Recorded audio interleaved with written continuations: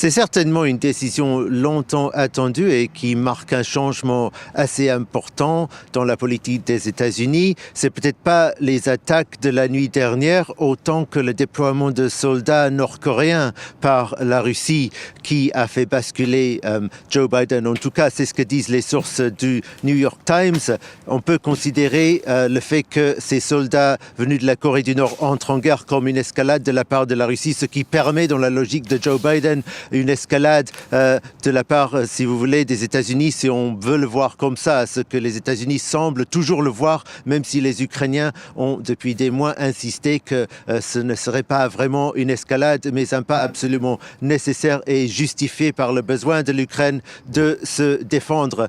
L'idée, il semblerait, c'est que ces ATACMS, c'est des missiles longue portée, seraient utilisés sur la région de Koursk, où en ce moment l'Ukraine occupe une petite partie de cette région. Les Russes contre-attaquent et tentent d'expulser les Ukrainiens, notamment avec l'aide de ces Nord-Coréens. Et si ces missiles peuvent donner un message à Pyongyang que ces soldats sont très vulnérables, peuvent être anéantis par des frappes, si c'est des frappes bien précises, longue distance par ces ATACMS, et cela pourrait, dans l'espoir des États-Unis, selon toujours ces sources citées par le New York Times, décourager Pyongyang à en envoyer plus. Je soulignerai tout de même que ce n'est pas la première autorisation de la part de Washington à l'Ukraine de frapper la Russie avec ces missiles. Déjà, après le nouveau front ouvert par la Russie dans la région de Kharkiv au mois de mai, ils ont autorisé l'Ukraine à utiliser les HIMARS.